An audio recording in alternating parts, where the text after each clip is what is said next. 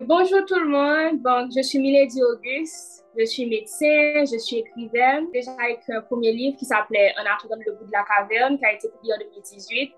Mais là, j'ai vraiment une excellente nouvelle parce que j'ai mon tout dernier livre, mon deuxième roman, Sur les traces du Mont Bonne, qui vient d'être à peine publié et qui est déjà disponible sur Amazon et qui sera très bientôt disponible en Haïti. Il y a trois éléments qui m'ont inspiré à écrire ce roman. Premièrement, c'est définitivement la situation du pays, particulièrement la situation qu'on avait en 2019 avec le premier grand pays LOC. Et puis, j'ai toujours voulu rendre hommage à trois villes, Cap-Haïtien et Milo, parce que par rapport à notre histoire, les grandes marges de notre histoire se sont passées là-bas dans le Grand Nord. Et puis à la ville des Gonaïves, qui est la ville d'origine de ma famille, la famille Auguste. Donc, je voulais rendre hommage à cette ville-là. Mais j'ai eu pas mal de conversations avec mes amis qui se trouvent à l'étranger, qui font partie de ce qu'on appelle la diaspora haïtienne.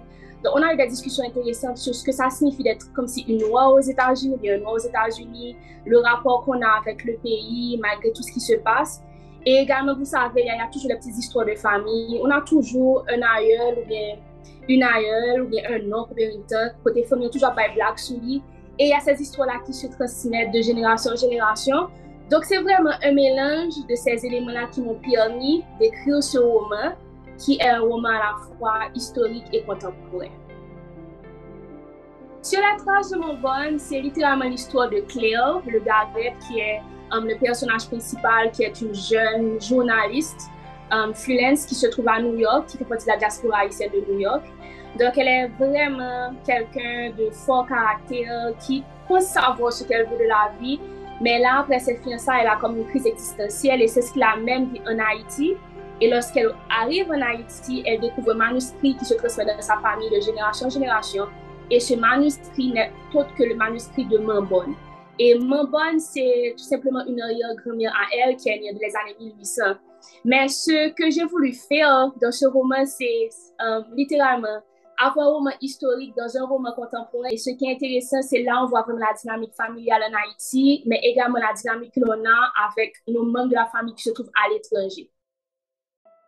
Bon, moi, je pense qu'avec la situation actuelle de notre société, particulièrement cette grande vague de migration qui se passe comme si actuellement en Haïti, particulièrement dans les États-Unis, dans le Canada, je pense que ce roman pourra permettre d'avoir beaucoup plus de débats.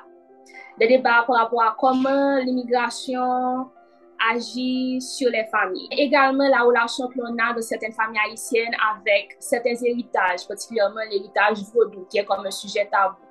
Et également, comment ce qui s'est passé dans le temps, comment l'histoire, en fait, influencie toujours l'instant présent. Donc, je pense que ce roman pourra ouvrir pas mal de débats. Je sais qu'il y a des gens qui peut-être ne seront pas contents que j'ai parlé du vaudou dans le livre. Ou bien qu'il y a d'autres personnes qui seront contentes que j'ai parlé du vaudou dans le livre, tu vois.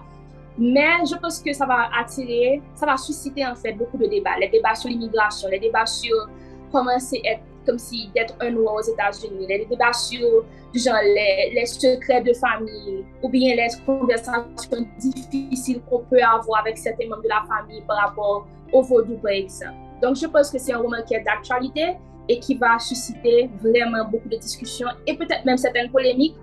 Et moi-même, j'adore les discussions, donc j'ai vraiment hâte de savoir les ressentis des gens par rapport à l'histoire.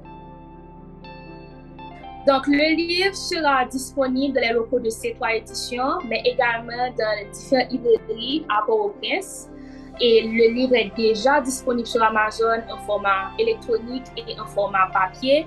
Et je pense que la tranche d'âge que j'ai sur laquelle je me suis vraiment focalisée, c'est surtout les gens qui sont âgés entre 15 ans et plus. Donc voilà, c'est tout ce qu'il y avait à dire sur les traces de Mont Bonne. Donc je vous remercie déjà, parce que j'ai déjà pas mal de gens qui ont commencé à acheter le livre et j'ai hâte d'avoir vos commentaires. N'hésitez pas à me contacter sur Instagram, sur Facebook, pour qu'on puisse commencer avec les discussions et les débats. Et encore un grand merci à tout le monde.